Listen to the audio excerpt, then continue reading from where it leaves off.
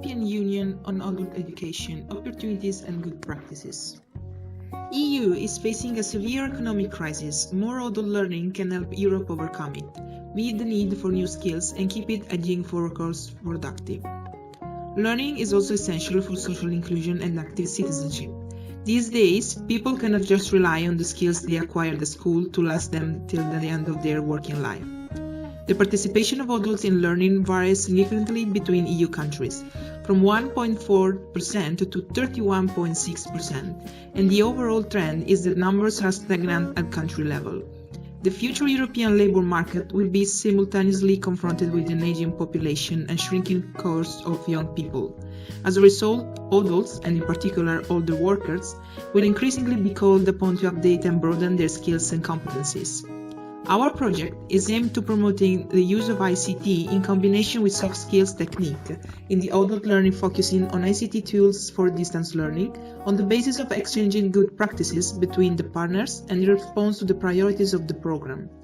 The main objective of this partnership was to develop an educational guide for a course with a focus on soft skills for adults in order to bring them back to the labour market.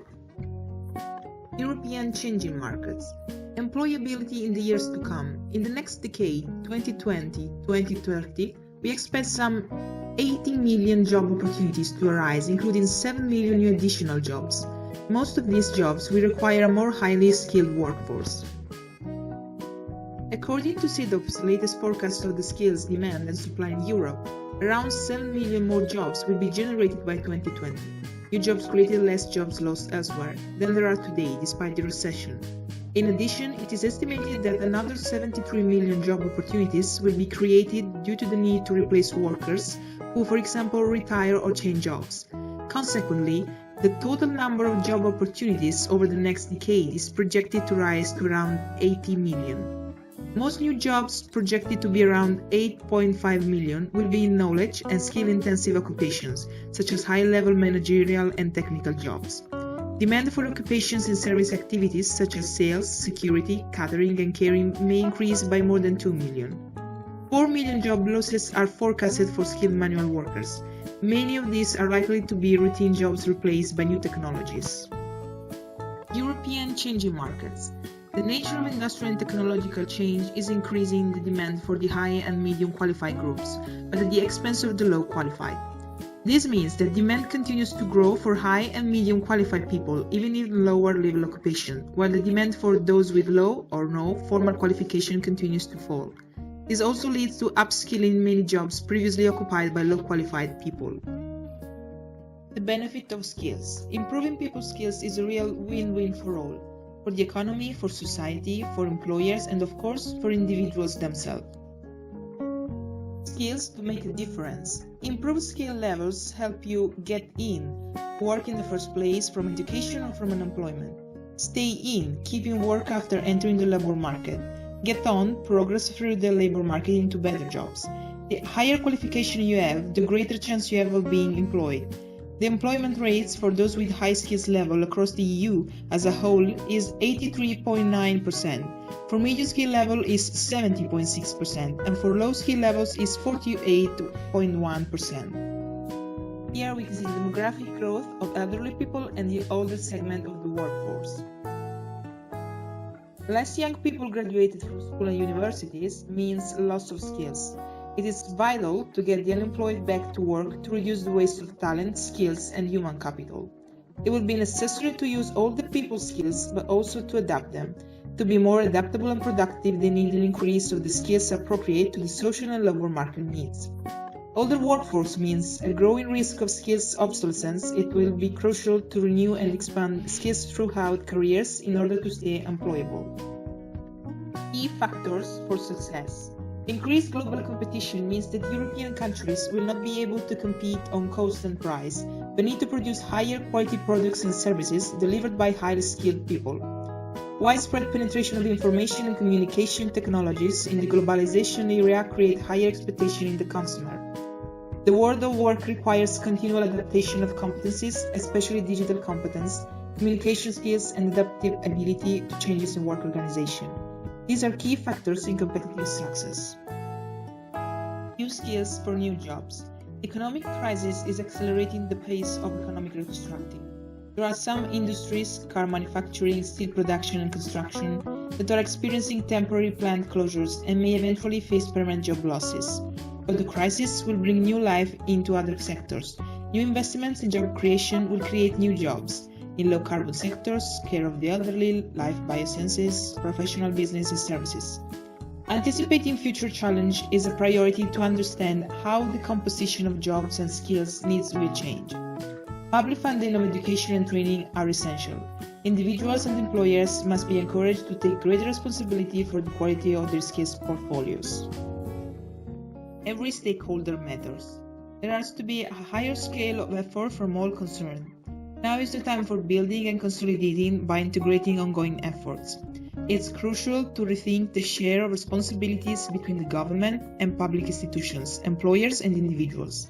It will be crucial that both employers and employees raise their game in terms of demand for skills acquisition. Public institutions have a key role at acting as enablers in the system and by influencing the attitudes and behaviors of key players, but also because public institutions are sizable employers themselves. Areas of urgent actions. Provide the right incentives to upgrade and better use skills for individuals and employers. Bring the worlds of education, training and work closer together. Develop the right mix of skills. Better anticipate future skills needs. The right skills portfolio. Qualifications plus transversal competencies.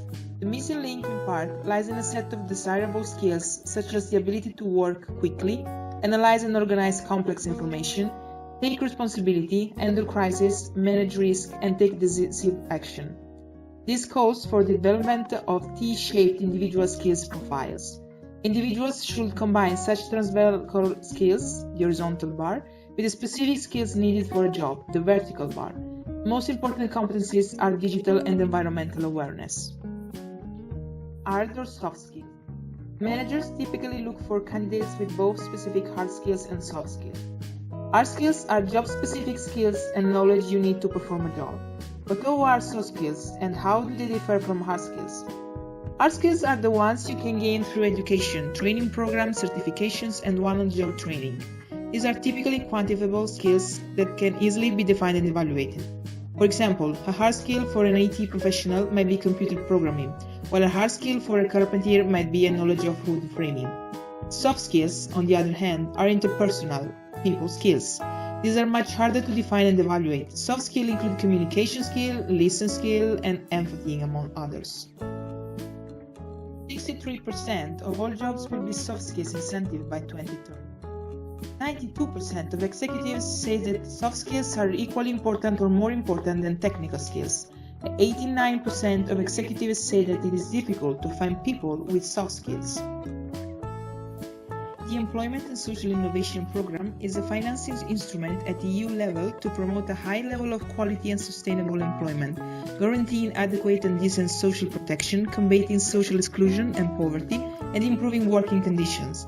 For the period 2021-2027, the ESL program will become a standard under the European Social Fund Plus. ESL is managed directly by the European Commission. It brings together 3 EU programs managed separately between 2007 and 2013, Progress, EROS, and Progress Microfinance. How to handle adult learning. There are different types of learners. Doer, the active one, their focus is on how he could apply things he's learning in real life. Feeler, the emotional one, they focus on the best in an unstructured learning environment. Thinker, the independent worker, really reflexive, likes to analyze the situation before taking part in it. Observer, also reflexive, they take their time before joining the learning process. The 2 key challenges, guidance and inclusiveness, and learning goals and recognition. Roadmap to achieve 2030 goals. Inclusion. Overcome localization and language barriers, encouraging individuals to take control of their own learning. Production. Achieve real open adult learning, guaranteeing the quality of open education. Pedagogy. Individuals will take control of their own learning. However, some of them will need or prefer human guidance. Innovative teaching. Fostering the communities of learners. Inclusion of social aspects and activities, making the learning process fluid. Certification. Recognize the competencies acquired through open-ended learning, improving the social and institutional perception of the value of open-ended learning. Fostering the coexistence of informal ways of recognition make the open-ended learning system sustainable.